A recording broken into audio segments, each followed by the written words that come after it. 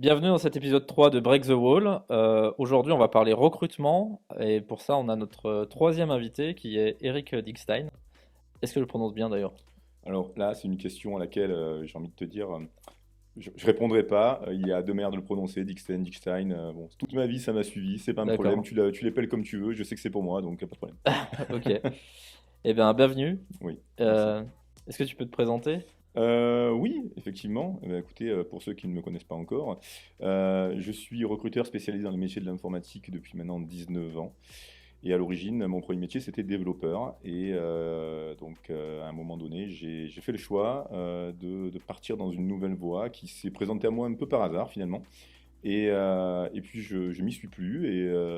J'ai commencé en étant salarié dans plusieurs cabinets de recrutement avant de monter le mien. Maintenant, c'était en 2010, donc 14 ans. Et voilà, je m'éclate dans ce que je fais. Et je continue à me maintenir à jour de ce qui se passe techniquement pour être au fait de ce que font les gens que je recrute et les boîtes pour lesquelles je recrute. Voilà. Ouais, t'as été développeur de 98 à 2005 pendant 7 ans, puis t'as fait le grand saut dans le recrutement en tant que chasseur de tête. Tout à fait.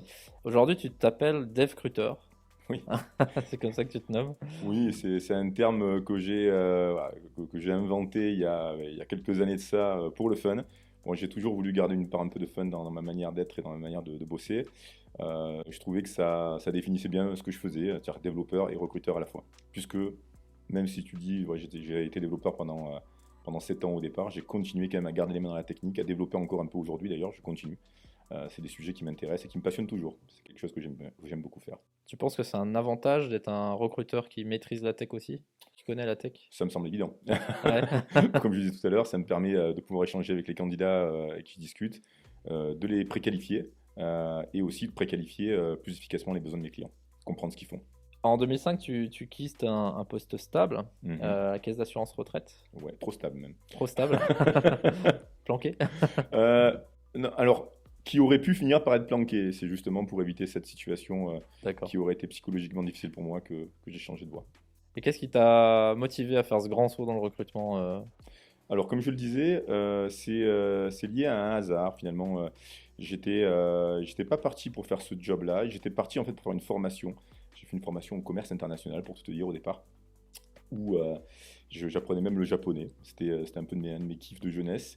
Et au final, pour une raison purement personnelle que j'évoquerai pas ici, je n'ai pas pu partir faire mon année de césure au Japon. Et il a fallu que je trouve un stage pour valider mon diplôme. Et le stage qui s'est présenté à moi, c'était un stage dans un cabinet de recrutement qui venait s'ouvrir, qui s'appelle toujours Omniciel et qui m'a pris tout de suite parce qu'il voyait arriver un développeur qui avait fait des études en commerce, il cherchait des gens pour faire un peu du recrutement et tout de suite il m'a dit bah, ton profil m'intéresse. Donc je suis parti chez lui faire mes premières armes dans ce métier-là. Voilà. Tu t'es pris des murs, t'as eu des galères sur tes débuts dans le recrutement? Qu'est-ce qui est le Alors plus dur au début? au début, alors ça n'y paraît pas parce que j'ai beaucoup évolué personnellement, mais au début j'étais plutôt timide dans mon approche. C'est-à-dire que pas trop de difficultés à appeler un candidat pour lui proposer un poste, mais peut-être plus sur la partie commerciale, démarcher une boîte et lui proposer mes services. C'était quelque chose qui était absolument pas naturel pour moi. Et ça a été mon premier mur finalement Hmm. dans cet aspect-là.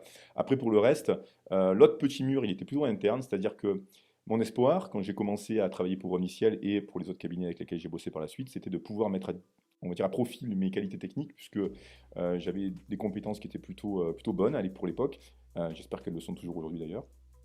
Et, euh, et malheureusement, ça n'a pas été vraiment le cas. On s'est servi de moi presque un peu comme un faire-valoir. Et puis surtout, bah, oui, je me servais de mes compétences, mais de manière hyper superficielle. Et ça, c'était aussi une forme de mur pour moi, une forme de déception finalement, quelque part. D'accord. T'es passé entre 2005 et 2010 par plusieurs cabinets.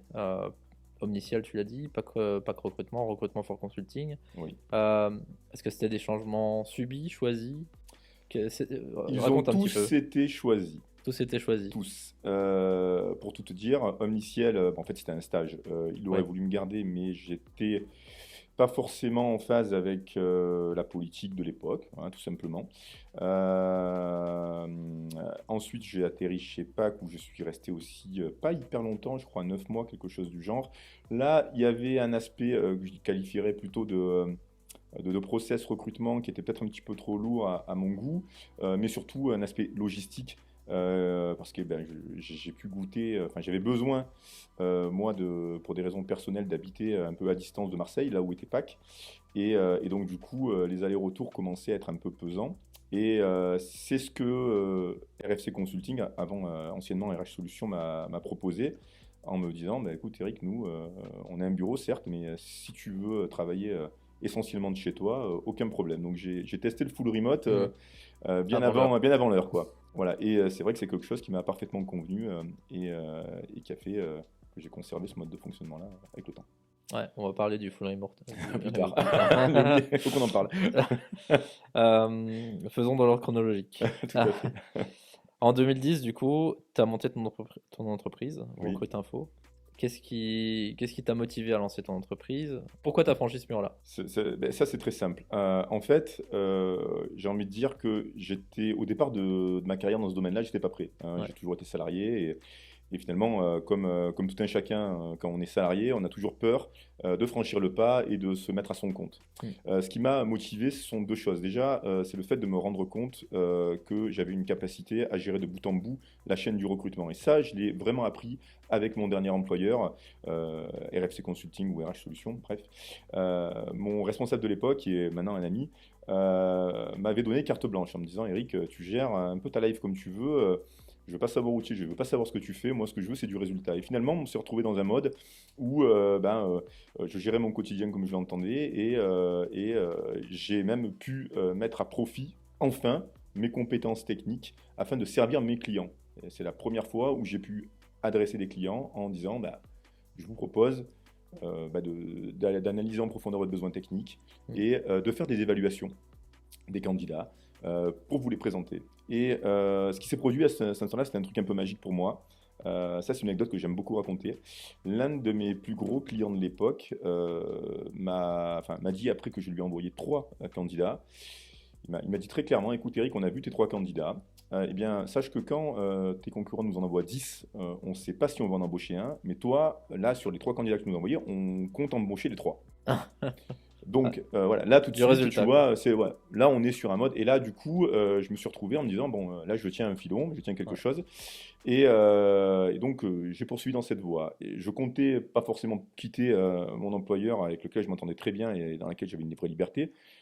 Seulement, bon, à l'époque, on va dire qu'au niveau rémunération, on n'était pas forcément méga bien payé. Après, j'ai aussi eu quelques problèmes personnels, on va dire pas des problèmes personnels au sens strict, mais plutôt des situations personnelles, des événements personnels qui m'ont affecté et qui ont fait que j'ai eu besoin de prendre mon envol Mm. et donc de me lancer, de mettre à mon compte en étant à peu près certain que ça allait fonctionner, puisque voilà, les bons résultats que j'avais eus me mettaient dans une position plutôt dynamique à ce niveau-là.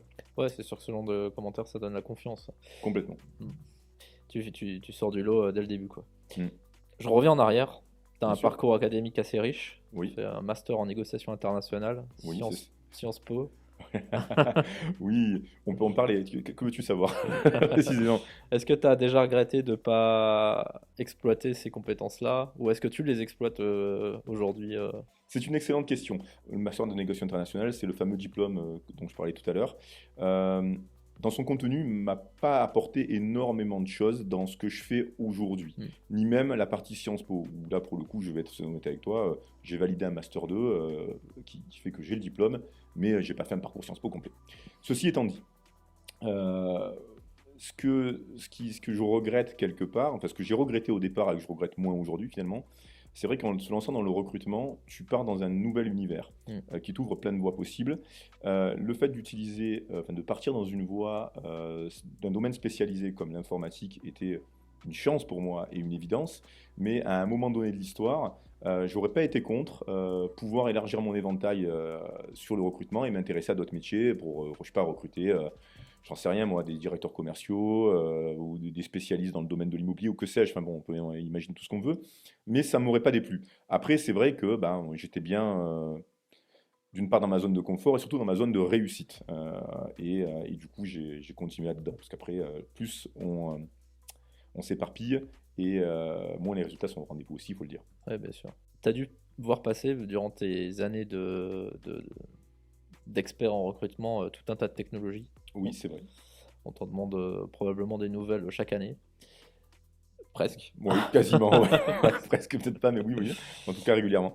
Ma question est, est-ce que tu as déjà détesté une techno au point de refuser de travailler pour une certaine techno pour une raison X ou Y, personnelle ou pas assez de candidats ou pas assez de sourcing possible, Mhm. etc. Ou est-ce qu'au contraire, tu as déjà investi du temps dans une techno auquel tu croyais qui a floppé ou vice-versa, hein, Je comprends. tu vois. Écoute, pour répondre à la première question, j'ai jamais vraiment refusé sur la base d'une techno, encore que si, peut-être une fois, du Java Swing à l'époque, Hmm. c'est du client lourd, parce que je savais que c'était pas très porteur déjà quand j'ai commencé, c'était sur la fin, puisque Java, entreprise d'édition, a arrivé en mode web. Et puis accessoirement, je savais qu'on était sur une technologie qui faisait pas rêver les foules. Donc c'est plus difficile de vendre à un développeur Java un poste sur lequel on sait qu'il ne va pas foncièrement s'éclater. Et du coup, c'est le genre de choses que j'avais tendance à refuser. Tout comme, parce que je ne l'ai pas dit, mais à la base, moi, mon violon d'ingre au niveau technologique, c'était plutôt le PHP et le JavaScript. À l'époque, on était déjà dans l'avènement de l'objet en PHP. Et lorsque j'avais des entreprises qui faisaient encore du PHP 4, donc sans programmation orientée objet, eh bien, j'avais tendance à aussi essayer de refuser la chose. Parce que autant évaluer les compétences techniques d'un développeur PHP lorsqu'on c'était du 5 en objet, c'était assez facile. On évaluait les connaissances théoriques de l'objet. Autant évaluer un développeur qui faisait du procédural pur, bah, c'était très clairement plus compliqué à identifier en termes de compétences brutes, tu vois. Voilà, c'est comme si je te disais, fais la différence entre un mec qui sait pédaler correctement et un mec qui sait pas pédaler. Alors que quelqu'un qui va être capable de conduire une Formule 1 versus quelqu'un qui va être capable de conduire une voiture normale, bah là, ça, tu peux le voir tout de suite. Mais voilà, mais sur un vélo, les mecs, tout le monde pédale pareil. Et finalement, le PHP 4, c'était un simple vélo et, et c'était très difficile de savoir, de faire la différence entre le mec qui donnait bon coup de pédale et celui qui ne donnait pas, quoi. En Ouais, tout c'est cas, dans ça. un entretien simple. Ou alors, il fallait faire passer un test technique hyper compliqué sur une techno qui n'était pas si compliquée que ça. Et du coup, est-ce que tu conseilles les entreprises dans ces cas-là Alors, oui et non. Quand je suis face à une entreprise qui effectivement a un legacy, on va dire ouais, ça comme ça, oui, hein, tout donc simplement, ils n'ont pas le alors, choix. ouais. J'ai tendance à dire que il vaudrait mieux qu'ils étudient la possibilité de. Maintenant, après, la réalité, c'est que c'est pas toujours si évident que ça. Quand on a quelque chose qui fonctionne Mm. euh, et que notre interlocuteur est un interlocuteur purement business, quel est l'intérêt pour lui de tout changer en sachant que ça va lui coûter très cher et que ça va lui apporter peut-être plus de tranquillité à la fin parce que d'une part, on va dire la qualité de son logiciel va être meilleure, donc s'il y a des modifications dessus, ça pètera pas dans tous les sens, ou bien ce sera peut-être plus facile aussi de recruter, ok, mais s'il a déjà une équipe en place avec des gens qui feront que ça tourne et qu'il n'a pas tant de problèmes que ça avec et qu'il a juste besoin de renforcer l'équipe, lui proposer finalement de partir sur une refonte, ça peut pas venir de moi, ça doit venir de l'équipe. Ouais, bien sûr. Évidemment, si on est sur un gars qui, par contre, et ça s'est déjà retrouvé comme situation, eh bien, se retrouve avec un logiciel qui était développé par un développeur unique, que le développeur s'est barré, qui a laissé un super legacy derrière. J'ai tendance à dire, bah là, on va peut-être vous recruter quelqu'un qui va reprendre le bousin, c'est mon expression, et qui va bien progressivement faire évoluer la stack vers quelque chose de plus moderne, parce que garder en l'état, c'est peut-être pas safe pour l'avenir, quoi, pour plein de Mm. raisons. Ouais, je te posais la question parce que quand j'étais CTO, il y avait un projet de refonte Mhm, et c'est Thibaut, d'ailleurs, qui est le patron de ce studio qui nous accueille, mhm, qui m'a conseillé de prendre des profils JavaScript mhm. back-end, type Node.js, etc. Ouais, Parce que c'était plus facile à recruter. Tu vois, et c'est comme ça que c'est un peu comme ça que j'ai choisi la stack de la refonte. d'accord. Et même si bon, c'est une techno que j'apprécie de base, hein, mais Mhm. Ce qui me semblait. j'hésitais entre ça, Java et d'autres choses. Et c'est lui-même qui m'a dit bah non, bah, Il est là, hein. Ouais. C'est lui-même qui m'a dit, Mais c'est plus facile de recruter en Node, en ce moment, c'est une etc., etc. approche qui est Voilà. intéressante. Moi, j'ai toujours considéré qu'il faut choisir une technologie en fonction de son use case. S'il est Ouais. adapté, tout va bien. Effectivement, en l'occurrence, si toi tu considères en tant que CTO, j'espère que je pense que tu as fait le bon choix à l'époque, que le JavaScript, Node.js, TypeScript, ce que tu veux, euh, est adapté à ton Oui, c'était besoin, adapté, bien sûr. il faut prendre en considération effectivement l'aspect recrutement. Parce que si tu pars sur une techno qui est hyper adaptée, mais que tu sais que tu vas galérer pour recruter, Exactement. c'est le C'est fond, voilà, c'est pas forcément la meilleure solution. Non, mais ça y est, j'avais déjà shortlisté les technos qui étaient adaptés. Mhm. Maintenant, il fallait choisir la bonne. Et je savais que je devais monter une équipe. Donc là, c'est vraiment le recruteur qui m'a aidé. Donc voilà, Bien bon, ma sûr, question, c'est est-ce que tu as parfois ce rôle-là de conseil? mais ça va de soi, Ouais, évidemment. bien sûr. On est obligé de le faire. Moi, dès qu'on me demande des profils où je sais que c'est compliqué, bah, de toute façon, je suis quelqu'un assez franc du collier Ouais, et de spontané. Je vais pas commencer à tourner viré. Je vais dire les choses telles que je les vois et généralement telles qu'elles sont. Et oui, si on est sur une techno pourrie, je dis qu'on est sur une techno pourrie, j'explique pourquoi. Après, quand je dis pourrie, c'est peut-être un peu dur. Il y a pas vraiment de techno pourrie au sens où toutes les technos peuvent rendre le service attendu au niveau business, au niveau client. Maintenant, techno pourrie, pour moi, ça ne veut pas dire que la techno est mauvaise, ça veut dire qu'elle est mal aimée mm, et qu'elle présente certains défauts que la plupart des développeurs pointent du doigt et qui fait que, bah, au final, on a du mal à recruter sur la techno en question. Est-ce que tu as déjà placé en entreprise un candidat où ça s'est très très mal passé et l'entreprise te le reproche? Alors, très très mal passé, ça dépend ce que tu appelles très très mal passé. On m'a déjà effectivement reproché d'avoir présenté des profils qui n'ont pas collé. Généralement, c'était plus humain Hmm. que technique. Il est arrivé aussi parfois, enfin, ça c'est un vaste sujet. Mais quand on fait du recrutement, quelle que soit la manière dont on préqualifie, évalue les candidats, appelons ça comme on veut, et même si on fait passer une évaluation technique et ou humaine avec un test de personnalité poussé, on n'a aucune garantie absolue sur véritablement la manière dont la personne va se comporter humainement et accessoirement va évoluer techniquement dans le contexte. Tout à fait. Euh, Petite anecdote, une fois, il m'est arrivé de débaucher quelqu'un d'une boîte et on m'a dit, Eric, merci de nous avoir débauché, celui-là était mauvais. Ah bon, moi je ne trouvais pas si mauvais que ça. Chez mon client, le client était ravi du mec. Ouais, donc mauvais Et contexte. le contraire m'est arrivé aussi, où on m'a dit clairement, Eric, oh là là, tu nous as débauché celui-là, on l'adorait, hein, il était trop bon, on est dégoûté. Et puis, chez mon client, bah, ça ne le fait pas. Ouais.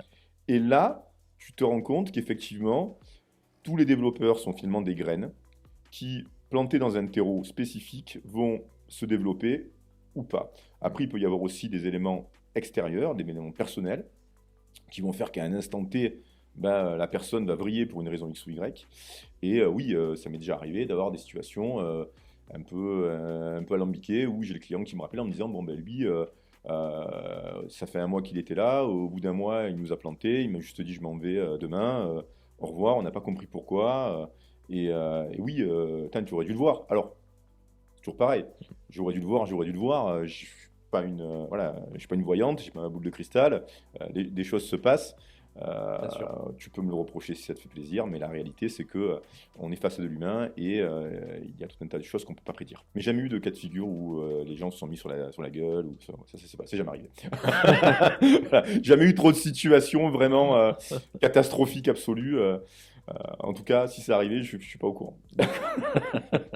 Est-ce que tu refuses parfois de travailler avec certaines entreprises pour leur réputation ou parce que tu as déjà travaillé avant et ça s'est mal passé?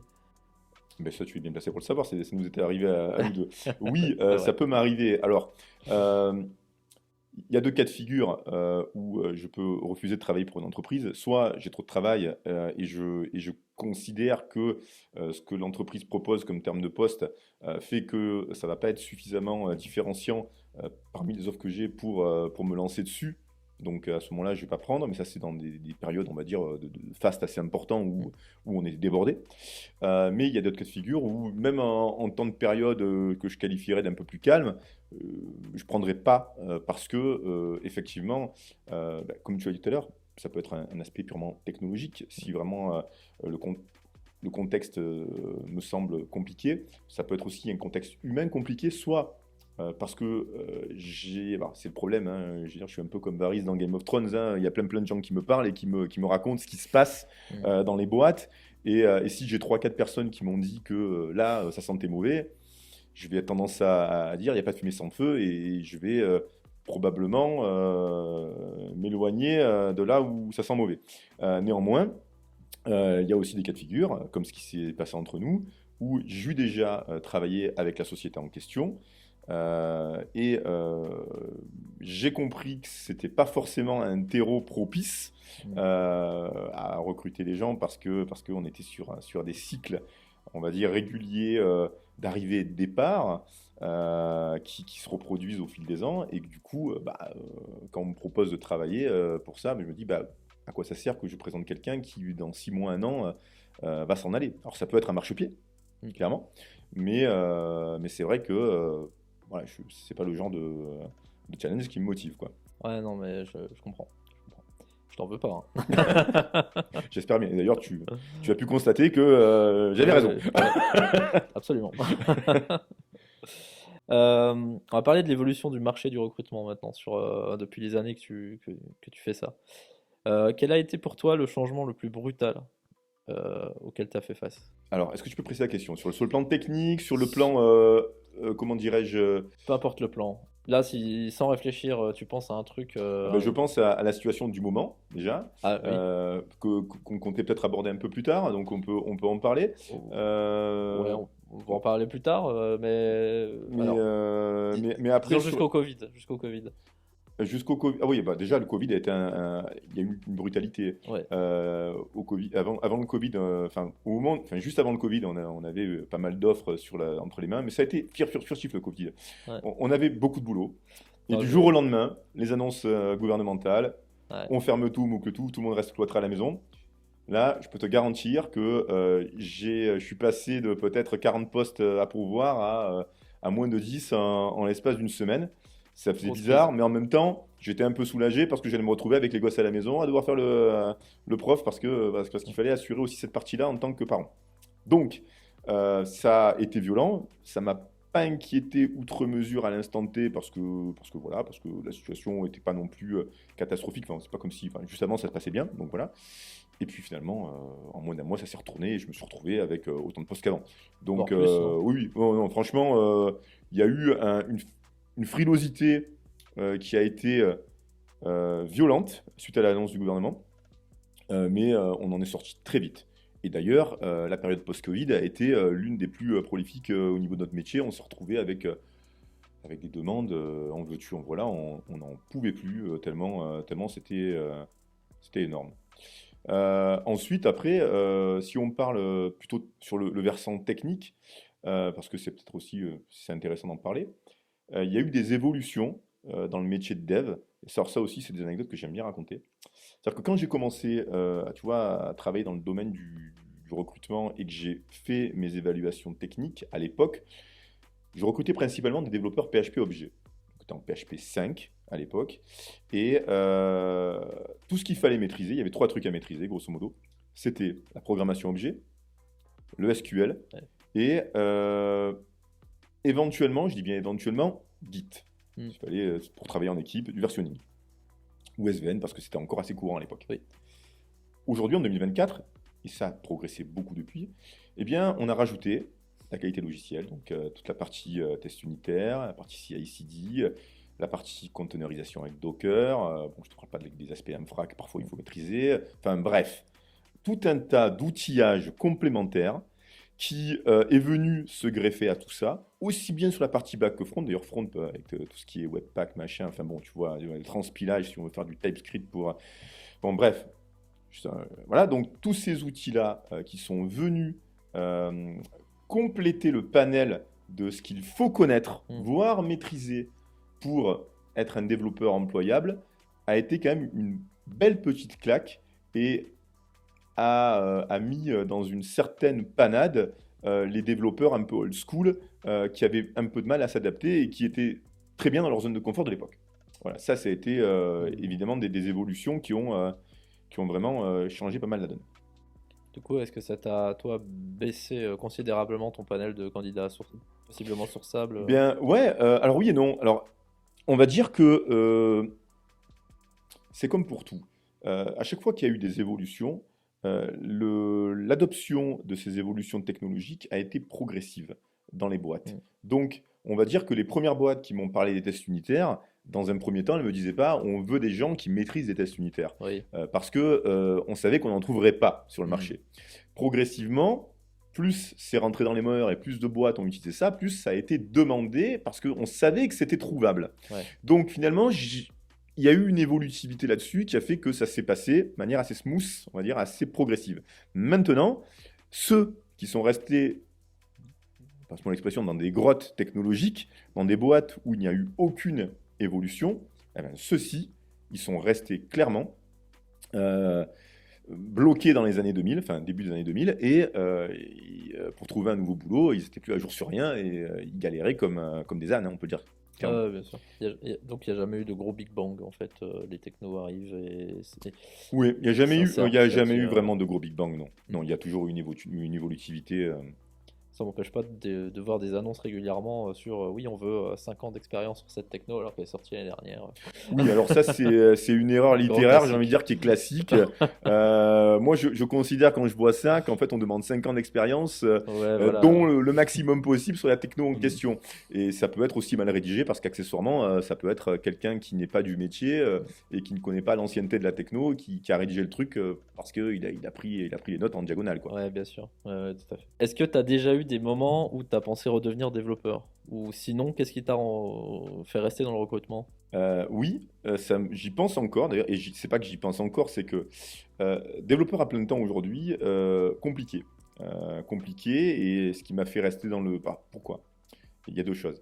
Déjà, ce qui m'a fait rester dans le recrutement, parce que c'est sous-jacent. Bon, c'est un métier que j'adore, finalement, parce que ça permet de rencontrer plein de monde, et finalement, c'est ce qui me tient en vie dans ce métier-là, c'est les rencontres. C'est le truc qui te sort, hein, parce que le métier en lui-même, il est très cyclique, il est très redondant. On cherche des CV en ligne, on appelle des gens. Finalement, c'est une boucle infinie. Mais ce qui se renouvelle tout le temps, finalement, c'est les personnes qu'on rencontre. Et un petit peu aussi les technologies qui évoluent. Mm. Donc tout ça me maintient en vie. Il y a un aspect financier qui reste aussi important dans l'équation. C'est-à-dire que forcément, aujourd'hui, ben, avec l'historique que j'ai, la clientèle que j'ai, la régularité que j'ai dans mon activité, ben, je pense me sortir une rémunération que je n'arriverai pas à me sortir aussi facilement en reprenant un job de développeur, même si je m'étais en freelance. Mm. Ça va de soi. Mais à côté de ça, le développement est quelque chose que j'ai jamais vraiment lâché. Tu vois, là, par exemple, en interne, on a dû développer à un moment donné. J'étais tout seul pendant pas mal d'années. Et à un moment donné, j'ai recruté quelqu'un pour m'accompagner dans le recrutement, dans le quotidien, pour m'aider un petit peu, me soulager de certaines tâches.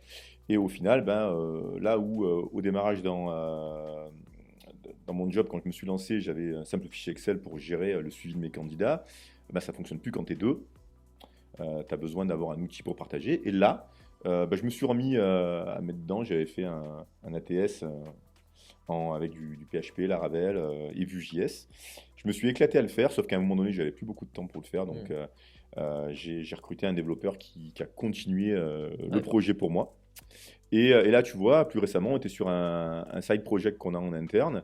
Et du coup, en termes de techno, j'avais envie un peu de changer, de sortir du PHP voilà, que je connais depuis de nombreuses années. Et je voulais passer sur une stack plus orientée JavaScript, TypeScript. Donc j'ai commencé à me former sur Deno, Mm. voilà, un runtime qui, ma foi, est super intéressant pour plein de choses, notamment le fait qu'on puisse développer nativement en TypeScript, et que là, et d'ailleurs, qui est passé en version 2. Là, Ouais, j'ai alors, fait un post sur LinkedIn très récemment là-dessus, et qui permet, je fais une c'est petite pub sur la pour 2 Deno. le nativement TypeScript, Ah non, c'est effectivement. sur la une aussi. Sur la 1, ça transpile. Attends, Sur la 2, ça transpile plus. c'était en natif. Je pouvais coder en natif et tu transpilais pas. Je te promets, ça s'exécutait. Je le sais puisque j'ai commencé en 1. Tu pourras D'accord. vérifier. Je vérifierai. Ça Vérifie, je te marche. promets. Je te le promets parce que moi, je le Ok. fais et j'ai commencé en 1 et je me suis pas intéressé à la 2. Je me suis intéressé en 1. Ouais. Donc, Ok, ok, ok. à vérifier. Et si j'ai tort, tu vois. Donc, je peux aussi avoir tort. Mais là, ça m'étonnerait quand même. Et pour le coup, voilà. Donc, je m'intéresse à ça, tu vois.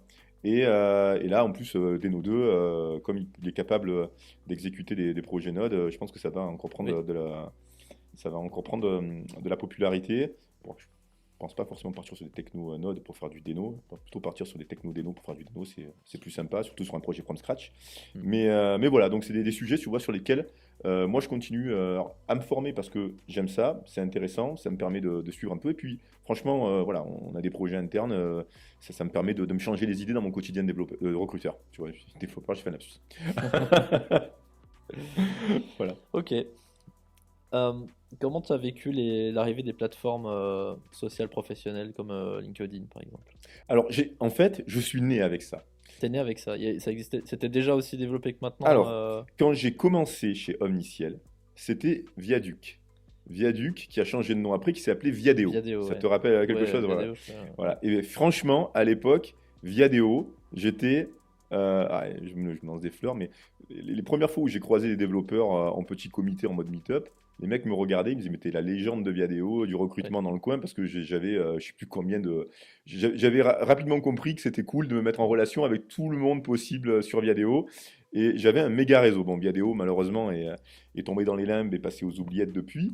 Mais Viadeo a fait mes beaux jours au départ, hein, je peux Mm. le dire. J'étais d'ailleurs, mes employeurs m'appelaient le spécialiste de Viadeo parce que voilà, j'avais le plus gros réseau de toutes les boîtes dans lesquelles je suis passé. Et ouais, donc j'ai pas connu finalement le recrutement avant les réseaux sociaux. D'accord. Alors évidemment, on utilisait aussi d'autres outils, des job boards, des CV Tech, tout ce que tu veux. Mais Viadeo a toujours fait partie, enfin Viadeo, les réseaux sociaux professionnels ont toujours fait partie de mon quotidien. Ok. D'ailleurs, ça a été difficile pour moi, enfin difficile, oui et non, intellectuellement, de lâcher mon réseau Viadeo, mais bon, qui malheureusement était en déliquescence, pour aller sur LinkedIn de manière plus appuyée, parce que C'est à voilà. partir à zéro, quoi. Bah, Presque. oui et non, en fait, tu essaies de récupérer un peu tous les gens que tu as Ouais. sur Viadeo sur LinkedIn. Mais oui, ce nouvel environnement, enfin, forcément, tu te perds un peu au passage, naturellement. Et plus cher. Pas forcément. Pas forcément. Ah ouais? Pas tant que ça. Pas vraiment. On va pas faire un comparatif sur les aspects financiers des uns et des autres, mais non, c'était Non, c'est sûr. pas. Voilà, bref. Viadeo m'a jamais coûté plus cher que LinkedIn, et LinkedIn ne coûtait pas vraiment plus cher que Viadeo. On va parler du full remote. Ah, vaste sujet. Donc, il y a eu le Covid, t'en as un petit peu parlé. Hmm. Post-Covid 2021, 2022, full remote est devenu la norme, presque. Dans beaucoup de boîtes, beaucoup de startups, beaucoup de scale-up. En tout cas, C'est vrai. dans le monde dans lequel je navigue aujourd'hui. Est-ce que c'est toujours le cas aujourd'hui en 2024? C'est quoi le full remote en 2024? Alors déjà un peu d'histoire. Ouais, J'ai envie de te dire, après le Covid, euh, effectivement, enfin pendant le Covid, les boîtes se sont retrouvées à être forcées de faire du mm, télétravail. ouais, Et ce qui s'est passé, c'est que certaines boîtes se sont dit, finalement, ça marche pas si mal que ça. Donc, les boîtes qui avaient le plus de mal à recruter, et donc les boîtes parisiennes en tête, parce que finalement à Paris, recruter à Paris, ça a de tout temps été d'une complexité énorme, bien plus qu'en région.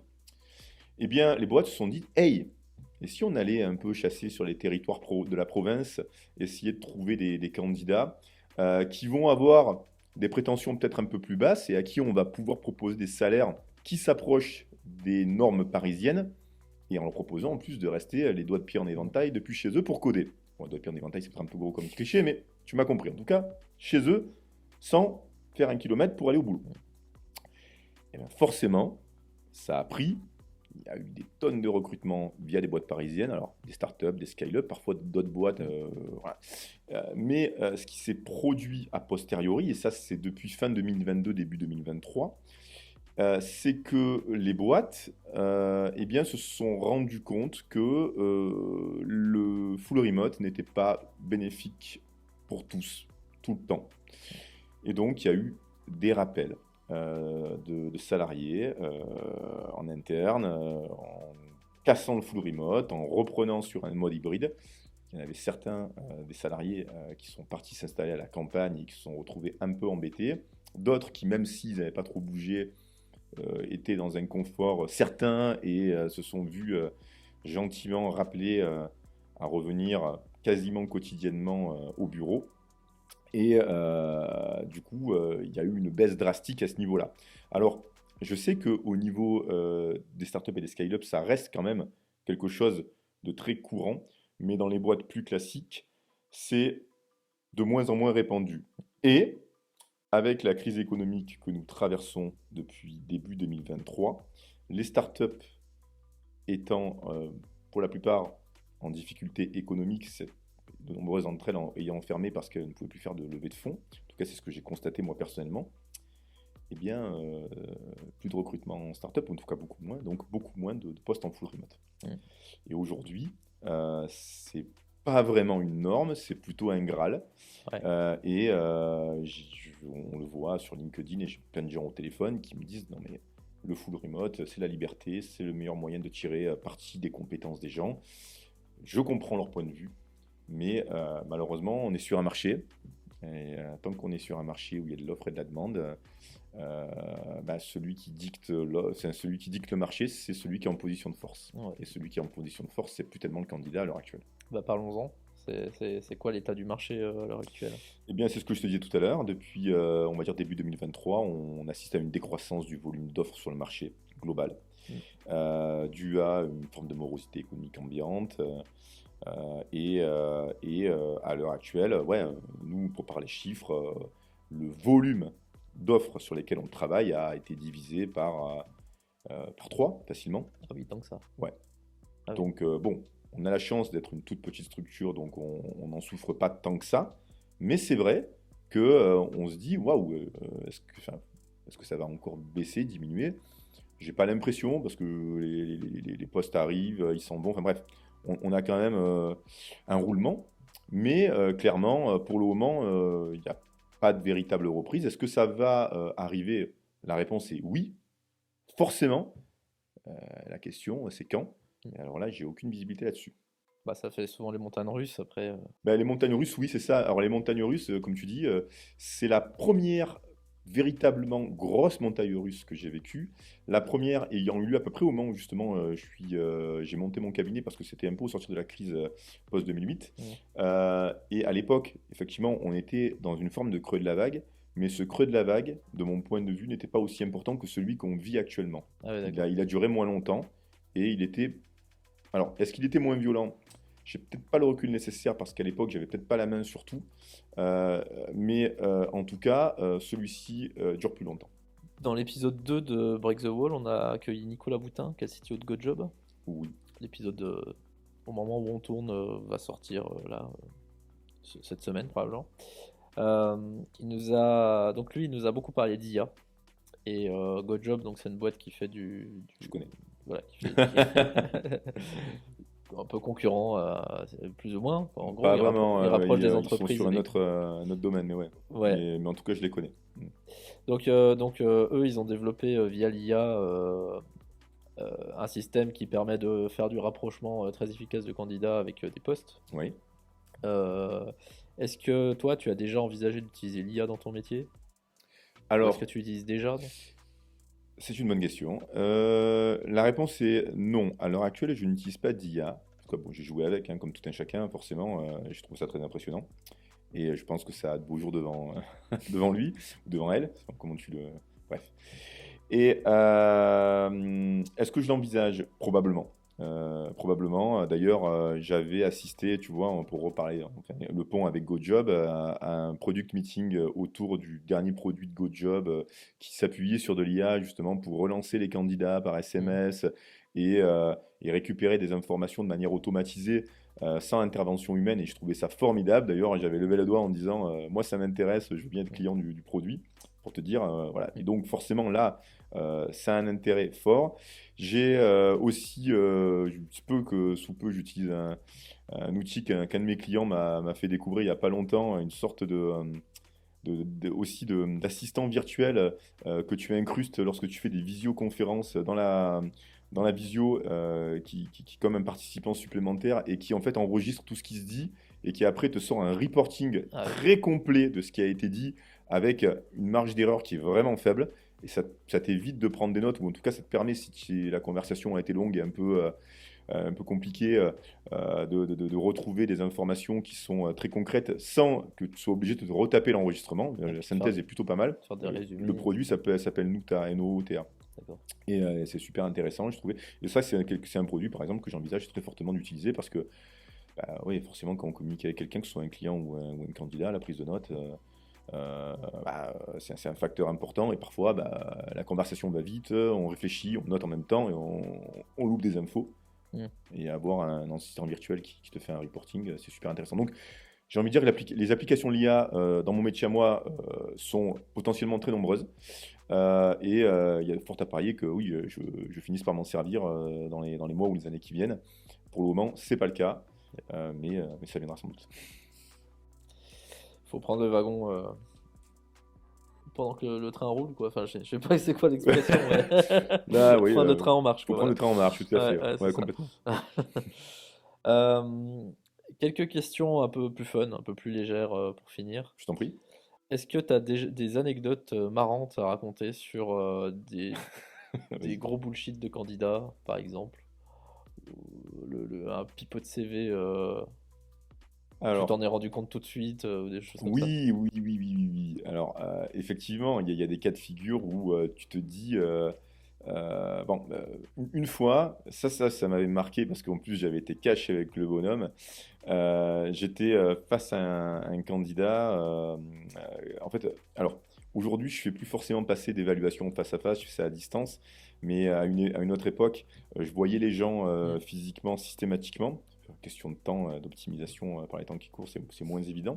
Tu m'avais payé un resto il y a des années de ça. Oui, c'est vrai, c'est vrai, c'est vrai, c'est vrai. Je C'est sais plus si je t'avais fait passer une, je crois que ton Si, profil, c'était pour une extension digitale. oui, oui, tout à fait. Mais je sais plus si je t'avais vraiment cuisiné techniquement ou un petit peu, mais je t'avais peut-être pas fait passer la grosse évaluation que je Non, faisais passer il à me semble l'époque. pas, non, non. Bon, mais en tout Mmh. cas, ce qui est certain, c'est que à cette époque-là, je faisais passer beaucoup d'évaluations techniques en face à face et donc des questions diverses et variées.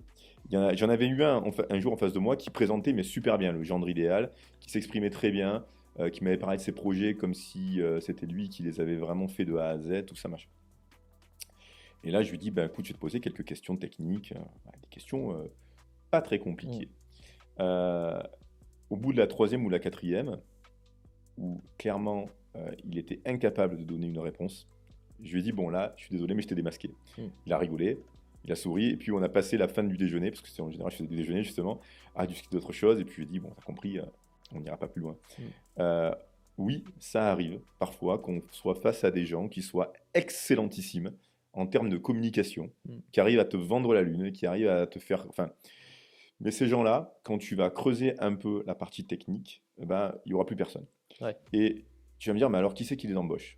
Eh ben, en fait, t'inquiète, il y aura toujours un employeur qui n'y connaît rien à la tech, qui va écouter leur beau discours, qui va les prendre. Et le pire, c'est qu'ils vont faire quelque chose pour ces employeurs-là. Ils vont quand même réussir à développer.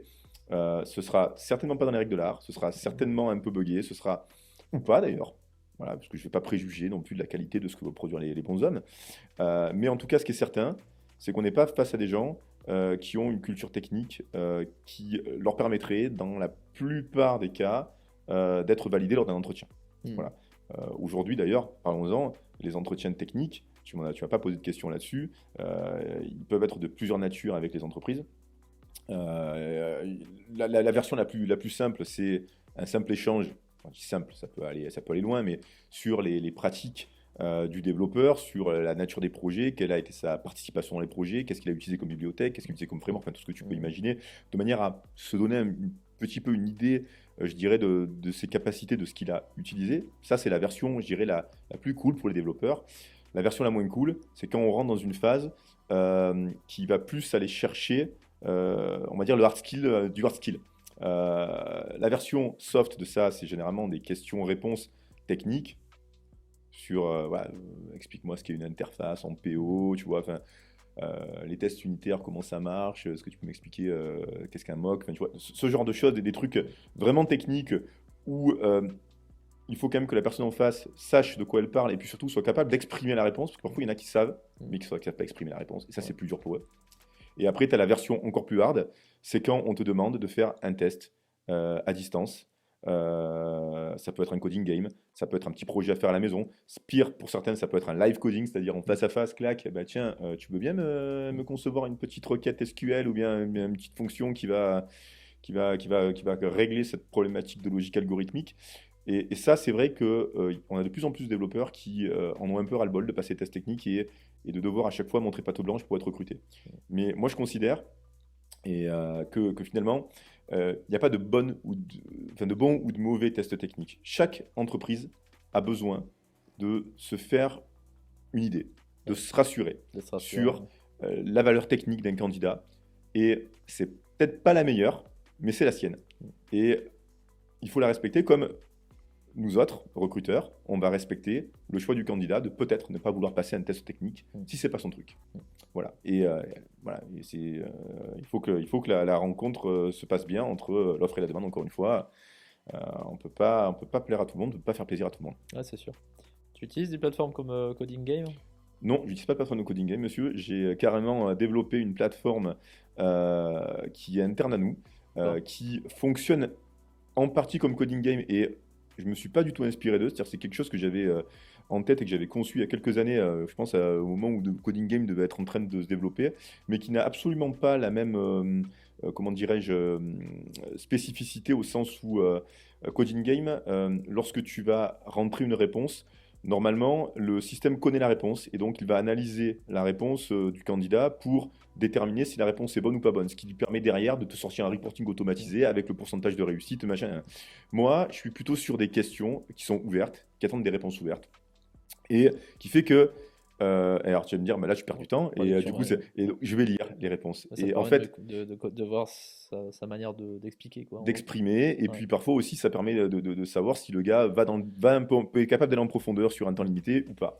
Et, et, et finalement, il n'y a pas de réponse. Enfin, si, il y a une bonne réponse, mais il y a 100 bonnes réponses. Il n'y en a pas qu'une. Ouais, ouais. Contrairement à un coding game qui lui va te dire, bah, là, la réponse, elle n'est pas tout à fait bonne, ou pas bonne du tout. C'est pas tout à fait ça, Coding Game. Coding Game, ça va lancer une série de tests unitaires sur ton code, en fait. Donc, tu as D'accord. mis une manière de faire la même chose. Ouais. Tant que ton test unitaire passe et que tu as bien répondu au problème. Alors, j'ai peut-être pas vu, Voilà.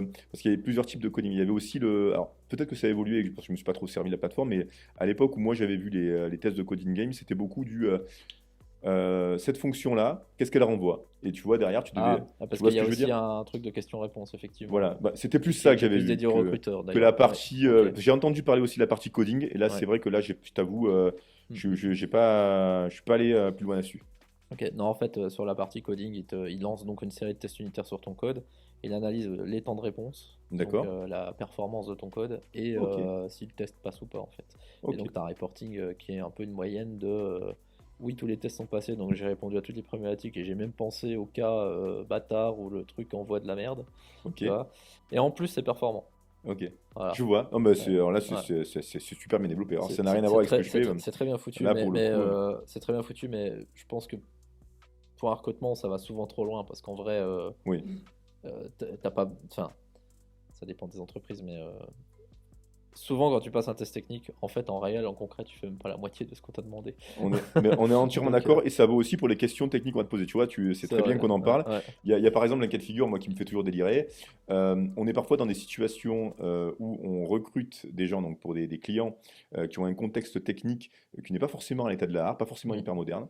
Et les mecs vont te poser en entretien technique des questions qui finalement vont au-delà de ce que la personne va faire dans le job. Mm.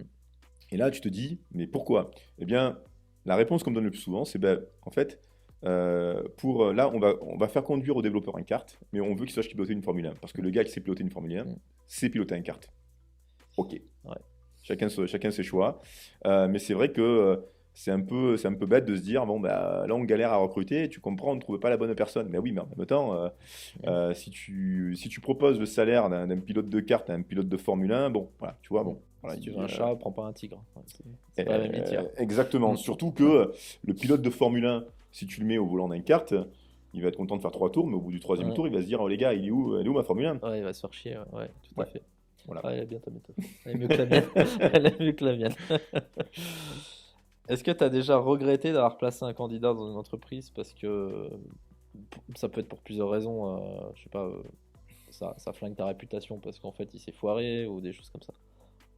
Bah, tu regrettes toujours d'avoir placé un candidat quand ça se passe mal. Ouais, Même si d'un point de vue pratique, bon, Dieu merci, ça se passe pas hyper régulièrement mal, donc ça va à ce niveau-là. Mais généralement, comme je le disais tout à l'heure, alors ça peut arriver que ce soit technique, mais c'est plus souvent humain. Par les temps qui courent, euh, les périodes d'essai se terminent souvent plutôt à la demande du candidat. Donc voilà, mais après, une véritable situation où j'ai regretté sur la durée, oui, peut-être que ça m'est arrivé, mais il n'y a rien, tu vois, qui me vient comme ça, rien qui m'est marqué, tu vois, au fer rouge. Par contre, il y a à l'inverse, il m'est arrivé une chose un jour qui, là, pour le coup, m'a fait voir un peu rouge. C'était le cas inverse. Je bossais pour une boîte donc locale qui cherchait à recruter des développeurs. J'avais fait déjà plusieurs recrutements pour eux. Et à un moment donné, j'en trouve un qui habitait Paris, qui était prêt à s'installer dans le coin, qui du coup lâche son appart à Paris, s'installe dans le coin, et, hein, et donc tout va bien. Et une semaine avant la prise de poste, j'ai le client qui appelle en disant finalement on peut plus l'embaucher. ah, Et là, gros blanc. Bon, Dieu merci, le mec était bon. hmm, C'était une autre époque où c'était pas si compliqué de ça de rebondir. ouais. Mais si tu veux, là, tu as des sueurs froides. Tu te dis, waouh, j'ai fait déménager un mec de la Hmm, région parisienne pour que le client le plante une semaine avant le démarrage. Ah, je te dis qu'après, j'ai plus bossé avec le client. ouais, ouais, je comprends. Est-ce que tu as déjà eu des tendances RH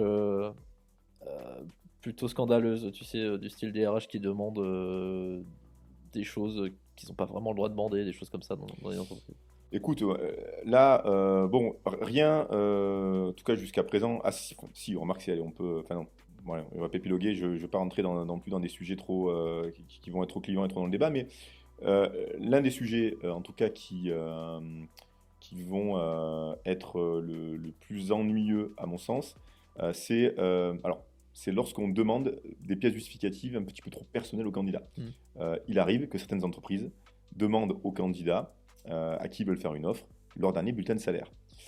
Je ne pense pas que ce soit vraiment légal, c'est voire pas pour du faire, tout, allez, on te donne maximum 5% de plus que tu avais, et voilà, on dépasse mais pas. c'est la finalité de la chose. Ouais. C'est-à-dire qu'en fait, on peut se retrouver. Alors, ce que je trouve scandaleux, c'est que parfois, on est face à des candidats qui sont depuis de nombreuses années dans une entreprise où finalement ils n'ont pas eu l'opportunité d'évoluer beaucoup en termes de salaire Hmm, et qui sont en décalage avec la réalité du marché. hmm, Et parfois des décalages peuvent aller jusqu'à 30%, hein, hmm. voire 40, voire plus.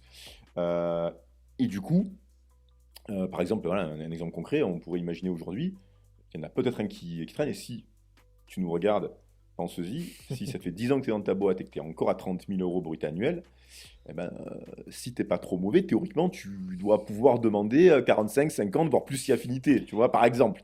Donc Je là, t'enverrai déjà, mon si on passe de ex-compagne. 30 à 45, on est déjà à 50% et j'en passe.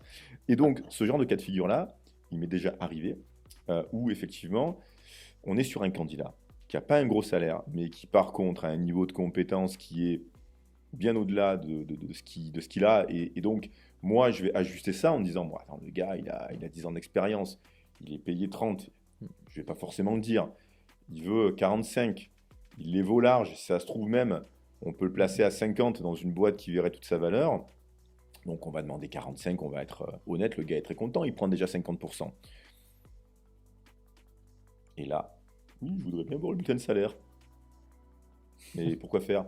Ah, parce que on veut pas, enfin, on veut lui donner une évolution par rapport à ce qu'il a, mais on veut pas non plus l'arroser. Mais est-ce que tu as compris que le marché fait que si tu lui proposes 5% d'augmentation, comme je l'ai dit tout à l'heure, donc grosso modo qui passe de 30 à 31,5, lol, eh bien, quelqu'un d'autre va l'embaucher.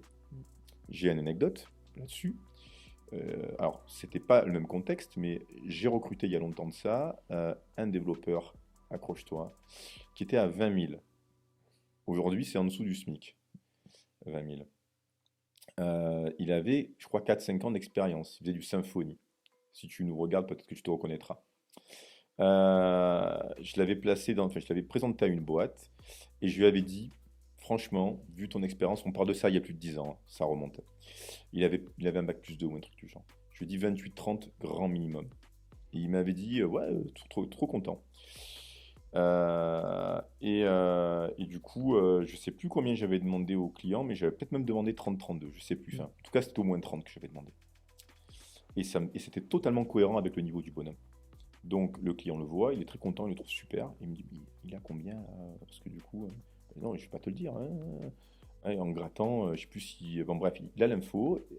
20, mais je lui proposais 26, c'est largement suffisant. Quand même, enfin, moi, je pense que c'est pas une bonne approche. Mm. Parce que, un, ce n'est pas aller dans le sens, je dirais, de ce qui vaut sur le marché. Et deux, même, voilà, enfin, moi, je l'avais évalué à ça, donc il y a une différence qui est notable. Et peut-être que ça va le frustrer un peu. Bon, le gars a accepté quand même. Et j'avais dit, méfie. Parce que là, le risque que tu prends, c'est que moi, si je l'ai trouvé, un de mes concurrents pourra le trouver aussi. Mm. Si on lui propose 30, peut-être que Mm. il ira voir ailleurs. Eh ben, ça n'a pas vraiment loupé. C'est-à-dire qu'au bout de 6 mois, alors il y a eu un truc concomitant, la boîte a dû déménager. En déménageant, le candidat perdait encore des kilomètres. Enfin, en tout cas, ça éloignait encore la boîte. Il n'était pas tout à fait à côté. Et à côté de ça, il a eu une offre à 32. Donc il m'a appelé, il m'a dit, Eric, là on est en fin de période d'essai, ils veulent me garder, mais moi on me propose 32, plus près de chez moi, donc je vais accepter. Et je lui ai dit, ben, tu sais quoi, tu fais bien. Mm. Tant pis pour le client, il y a un moment donné, bon, et pour parler de conseil, c'en était un. Il n'a T'es pas suivi. t'es rémunéré comment en fin de période d'essai? Alors non, je ne suis pas rémunéré en fin de période d'essai. Je suis rémunéré en fait à la prise de poste avec un petit décalage. J'aime D'accord. pas facturer directement au day one parce que on n'est jamais à l'abri d'une erreur de casting qui en général est visible au bout d'une quinzaine de jours.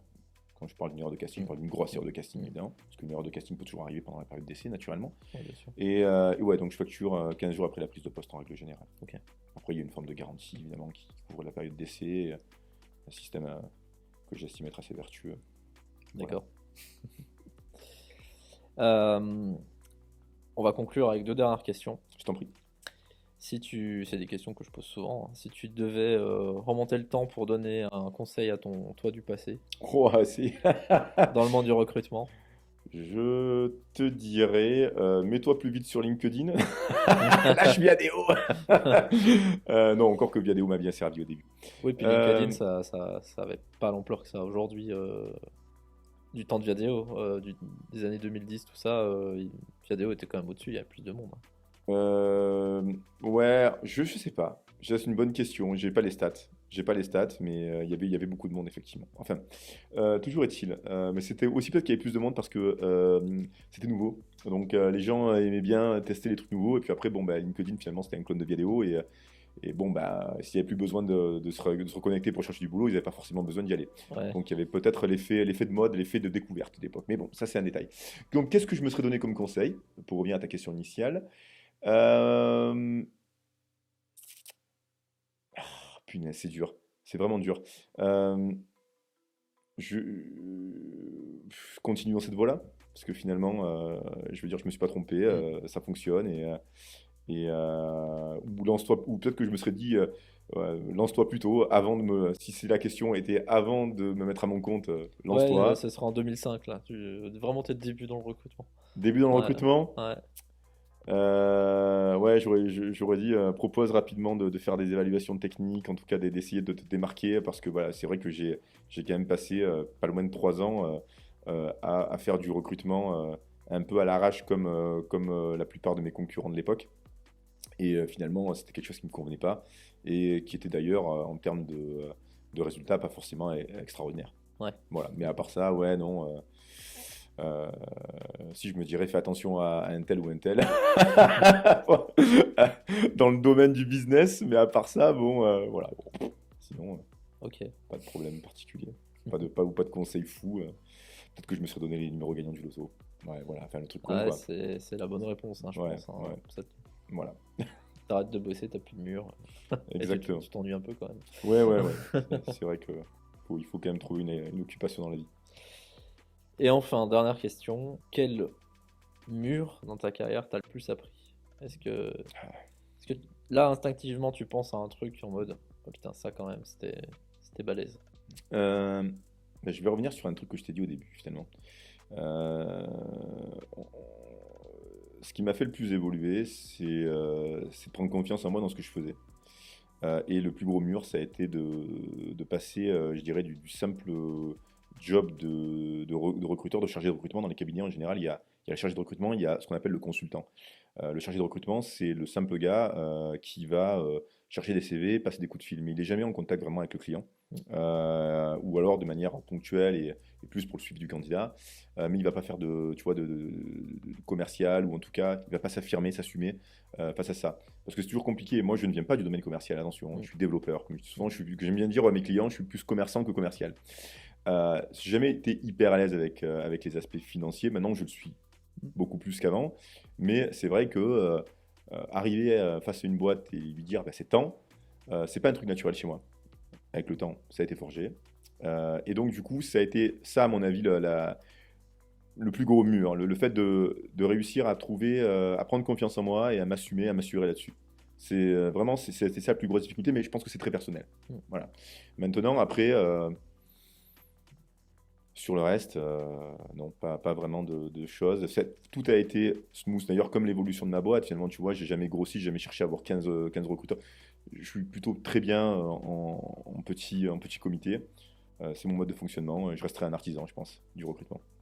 Ok, Voilà. merci Eric. Je t'en prie, merci à toi de m'avoir reçu. Donc c'était l'épisode 3 de Break the Wall.